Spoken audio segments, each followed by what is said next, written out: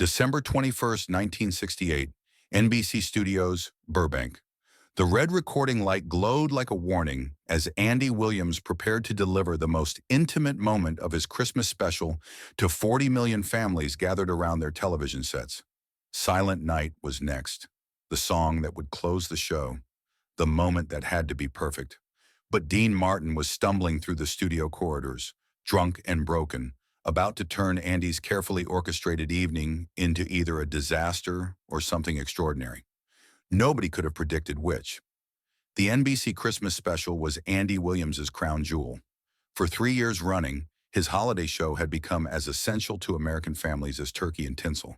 The network had given him everything he'd asked for: a full orchestra, elaborate sets that looked like a winter wonderland, and complete creative control.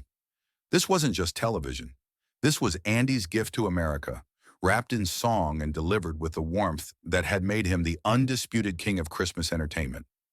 Studio 4 was a cathedral of controlled chaos that night. Camera crews moved with choreographed precision, following marks that had been rehearsed for weeks. The audience of 200 sat in reverent silence, understanding they were witnessing something special. These weren't just spectators. They were participants in a ritual that would be beamed into living rooms from coast to coast, carrying Andy's voice to children falling asleep, to parents remembering their own childhoods, to soldiers overseas dreaming of home. Andy stood center stage in his signature Christmas sweater, the soft gold lighting making him glow like something carved from warmth itself. He'd already delivered White Christmas and the Christmas song with the effortless perfection that had made him America's favorite crooner. Now came the finale, the moment that would send families to bed with peace in their hearts and Andy's voice echoing in their memories until next December. But 15 miles away in a Beverly Hills bar, Dean Martin was discovering that alcohol couldn't numb the particular kind of pain that came from watching your oldest friendship disintegrate in front of the entire entertainment industry. The fight with Frank Sinatra had been brutal, not the usual rat pack needling or the competitive banter that kept them all sharp. This was different, personal. Frank had said things that couldn't be taken back, questioned Dean's loyalty, his professionalism, his worth as both a performer and a friend. Words that cut deeper because they came from someone who'd been closer than a brother for over a decade. Dean had walked out of the Sands Hotel that afternoon with his dignity intact but his heart in pieces. He'd driven the desert highways for hours, trying to outrun the echo of Frank's voice, the memory of Sammy's shocked face, the weight of knowing that the Rat Pack would never be the same. But there's no distance vast enough to escape the death of a friendship that had defined your life. By evening, Dean found himself in a Sunset Strip dive bar, the kind of place where celebrities could drink in darkness without cameras or autograph seekers. He'd been there since 6, watching his reflection in the amber liquid, wondering how everything had gone so wrong so fast. The bartender recognized him, but had the wisdom to stay quiet. Dean Martin wasn't there to be Dean Martin. He was there to disappear. At 9:30, through the alcoholic fog, Dean remembered something. Andy Williams' Christmas special, Live Television. The kind of wholesome, heartwarming programming that represented everything Frank Sinatra claimed to despise but secretly envied. Andy Williams, the choir boy from Iowa, who'd built an empire on kindness and Christmas sweaters. The anti-Sinatra in every possible way. Dean paid his tab and drove toward Burbank, not because he had a plan, but because he needed to be somewhere that felt like hope. The NBC security guard recognized him immediately, starstruck and confused, but too intimidated to ask questions. Dean Martin walking into a television studio unannounced was irregular, but who argues with legend? He wandered the corridors like a ghost, following the sound of orchestral music, the murmur of an audience, the familiar rhythm of live television production. Through a crack in Studio 4's door, he could see Andy on stage, bathed in golden light, delivering joy to millions of invisible families with the same effortless grace that had made him America's soundtrack. Andy was introducing Silent Night to his television audience, his voice carrying that particular warmth that made strangers feel like family. This was the moment, the crescendo of everything the special had been building toward. The orchestra's introduction began, those haunting notes that had been carrying the Christmas story for over a century.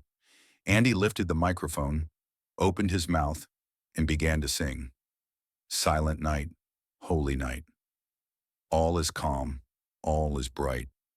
His voice filled the studio like a prayer, pure and clear and infinite. The audience sat transfixed. In living rooms across America, children stopped squirming, parents reached for each other's hands, and for 3 minutes, the world felt gentler than it had any right to feel in 1968. Dean pushed through the studio door and stood in the shadows, watching this man create something beautiful for people he'd never meet, asking nothing in return except the privilege of sharing his gift. It was everything the Rat Pack pretended to mock and everything they secretly wished they could be. Sincere, vulnerable, genuinely caring about the effect his art had on other people's hearts. Round yon virgin mother and child, holy infant so tender and mild. Something inside Dean broke completely. Maybe it was the bourbon. Maybe it was the accumulated weight of a friendship that had died that afternoon. Maybe it was recognition that what he was witnessing represented everything he'd been missing in his own professional life. The peace, the authenticity, the permission to be gentle in a world that rewarded only toughness. Without conscious decision, Dean began walking toward the stage. The camera operators noticed first, a figure in an expensive suit moving through the audience, disrupting the carefully planned shots. Then the orchestra, their trained eyes catching unauthorized movement in their peripheral vision. The conductor's baton faltered for just a moment before discipline took over and the music continued. Andy was lost in the song, eyes closed, delivering the second verse with the kind of emotional honesty that made television feel intimate instead of performed.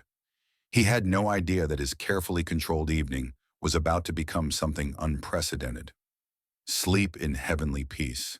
Sleep in heavenly peace. Dean reached the stage steps.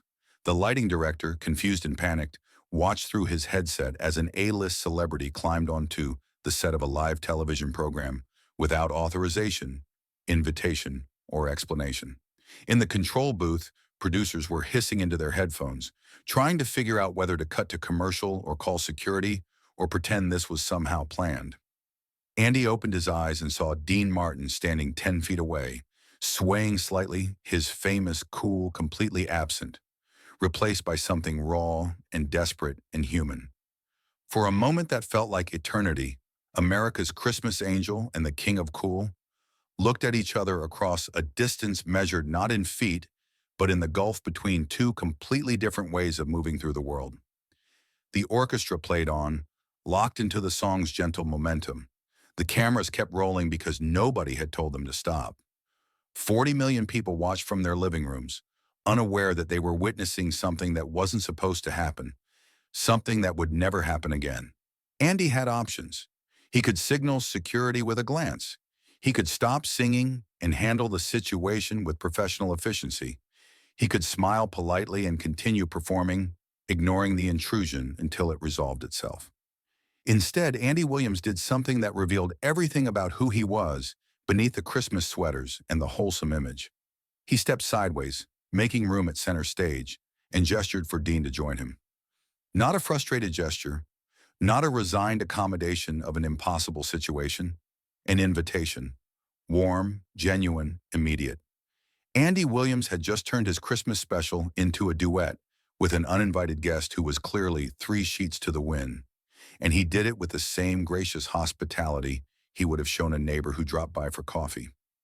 Dean hesitated, suddenly aware of what he'd done, the magnitude of his intrusion, the professional catastrophe he might be creating for a man who'd never done anything but bring joy to people.